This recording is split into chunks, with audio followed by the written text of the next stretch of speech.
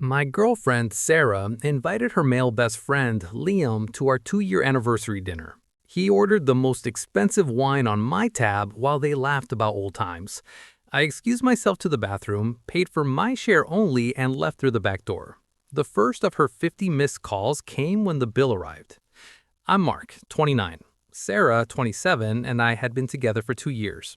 Everything was solid until her childhood friend, Liam, 28, moved back to town about 6 months ago. Our anniversary was supposed to be a celebration of us. I'd made reservations at this upscale steakhouse, the kind with cloth napkins and a dress code. I'd spent 3 weeks planning it. The morning of, Sarah dropped the bomb on me. Hey babe, Liam just got back from a work trip, and I haven't seen him in forever. I invited him to join us tonight. You don't mind, right? I minded a lot, but she had a way of making me feel like a controlling jerk for having any boundaries. It's our anniversary dinner, I said. I know, but he's only in town for a few days, and you two should get to know each other better anyway. Come on, don't be like that. A massive red flag, but I let it slide because apparently I was an idiot. We got to the restaurant at 7 p.m. Liam was already there, sitting at our table at my reservation, already sipping a cocktail on my tab. The dinner was something else. For the first 20 minutes, they caught up like I was a piece of furniture. Inside jokes, stories from college, I was just a potted plant at my own celebration. I tried to steer the conversation back to us. So babe, remember our first date when… Liam cut me off. Dude, you gotta hear this story about sophomore year. So we're at this party and she… Off they went again. Then came the ordering. I got a steak, she got salmon. Reasonable. Liam, however, started grilling the waiter about the wine list. What's your most premium red? Something really special. The waiter recommended a bottle. $340. I almost choked on my water. Liam grinned. Perfect. We'll take it. We're celebrating after all. My celebration. My reservation. My credit card on file. I looked at Sarah. She just smiled and nodded. That sounds amazing. They poured 3 glasses and made a toast. To old friends and new memories. Not to us, not to 2 years, to old friends. I excused myself to the bathroom, stood in the stall, and did some quick math. My meal, her meal, his absurd lobster tail add-on, drinks, my portion of that ridiculous wine. With tax and tip, my share came to about $260. I went to the bar, flagged down a different server. I need to pay for my portion of table 12 separately. Can you split the bill? She looked confused, but did it. I paid cash, added a generous tip for her trouble, and walked out through the back entrance, by the kitchen. I got in my car and drove home, turning my phone off. When I turned it back on an hour later, I had 82 missed calls and 156 texts from Sarah. Where did you go? This isn't funny. The bill came and they said you already paid your part only. Are you serious right now? You left me here with a $400 plus bill. Answer your phone. This is so embarrassing. I had to call my mom to help pay. We're done. Then a text from Liam. Real mature, bro. You made her cry in public. What kind of man does this? She deserves better than you. I replied to Sarah only. You invited someone to our anniversary dinner. He ordered a $340 bottle of wine without asking me. You both ignored me all night. I paid for my meal. Figure out the rest. Then I blocked Liam and went to bed. The next morning, she showed up at my apartment. We need to talk. I let her in. She came in swinging. How could you humiliate me like that in front of him, in front of everyone? It was our anniversary, I said. Why was he even there? He's my best friend. You're supposed to be okay with that. Best friends don't crash anniversary dinners and order $340 wine on someone else's dime. She switched tactics, crying. You left me there. I had to call my mom to help pay. Do you know how embarrassing that was? You know what was embarrassing? Being a third wheel at my own anniversary dinner. She scoffed. You're being ridiculous. He was just excited to celebrate with us. Celebrate what? Your 2 years with him? Because it sure wasn't about us. That's when she dropped the bomb. Maybe if you weren't so insecure, you could handle me having male friends. This is why we don't work. You're controlling. Controlling because I didn't want to fund her reunion dinner with another man on our anniversary. Get out, I said. Take your stuff and leave. We're done. You've got until Sunday to get your things. She laughed bitterly on her way out, calling me every name in the book. But she left. The catch was we lived together. It was my apartment, my lease, but she'd been staying there most nights for a year and had a lot of her stuff there.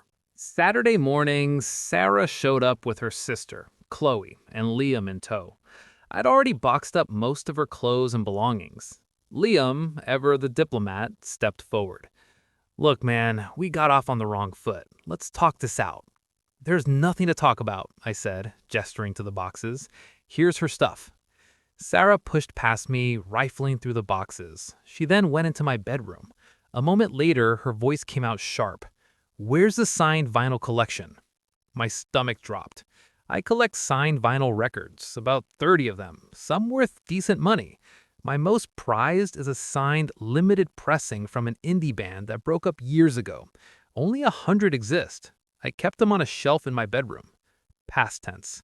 I rushed in. The shelf was empty. Did you take them? I asked, my voice low. She shrugged with infuriating nonchalance. I helped you store them last month when we were cleaning. Must have forgotten where I put them. Bull. You took my vinyl collection. I helped you store them. Not my fault you don't remember where. Chloe tried to play peacemaker. Look, emotions are high. I'm sure they'll turn up, right, sis? Sarah just stared at me with a cold, satisfied smile. In that moment, I knew. He'd taken them before the anniversary dinner. This was planned. You have 24 hours to return them or I'm filing a police report for theft. She laughed. Good luck proving I took anything. This is what you get for humiliating me. They left with their boxes. My collection, worth roughly $4,000, was gone. The police said it was a civil matter without proof, but I had proof. I documented everything. Photos of the shelf with the records, screenshots of texts where she mentioned helping me organize them. I also had my podcast, a small show about music with about 300 listeners. In several episodes, I shown my collection, including that rare signed pressing with clear timestamps. A lawyer who listened to the show reached out, telling me that video evidence of ownership was a game changer. I refiled the police report with the evidence. This time, they listened. When the cops showed up at her work, she lost her mind. She tried to negotiate through Liam. His message was a gold mine. She doesn't even know where half of them are. Some might have gotten damaged in storage. An admission. I sent it to my lawyer. I filed a small claim suit for $6,500, covering the full market value, damages, and fees. She was served at her job, a nonprofit working with youth programs. Then things escalated. The story got out, and someone tagged her workplace. She was put on administrative leave. Her family came at me from all sides. Her mom, her sister, even her dad who pleaded, "She made a mistake. What do you want here?" I want my property returned in the condition it was taken, or compensation for the full value. 2 days before court, I got a text. She'd found 18 of the records. Many were scratched, the sleeves torn, the cases cracked. The other 12, including the $2,200 signed pressing, were lost. In court, her lawyer tried to paint me as vindictive. My lawyer presented the podcast footage, the texts, the police report. The judge was unimpressed with her story. Your Honor, her lawyer said, after a whispered conference, my client believes the missing records may have been accidentally donated to a thrift store. The judge's skepticism was palpable. He ruled in my favor. Judgment: $5,800 covering the cost of the missing and destroyed records plus fees. She was ordered to pay $300 a month. Outside the courthouse, her family was waiting. Her mom said, "I hope you're happy. You've ruined her." "She ruins herself when she stole from me out of spite," I replied. Liam stepped forward. "This is messed up, man, all because you couldn't handle her having friends." "No," I said, looking him in the eye, "all because you ordered a $340 bottle of wine on my tab at my anniversary dinner, and she decided stealing my property was appropriate payback. Play stupid games, win stupid prizes." I walked away. The 18 records she returned were largely useless. My insurance covered most of the loss, and her monthly payments will cover the rest over time. She lost her job at the nonprofit and now works retail. Would I do anything differently? Maybe I would have filed the report sooner, but I gave her chances, and she chose spite every single time. I started seeing someone new, someone who respects boundaries. I'm rebuilding my collection. I'll never get that rare signed pressing back, but I've accepted it. Material things can be replaced. Self-respect can't. Final tally? It cost me about $600 in deductibles and fees. It cost her a $5,800 judgment, her career, her reputation, and 19 months of payments. Was it worth it? Ask me when she makes the final payment.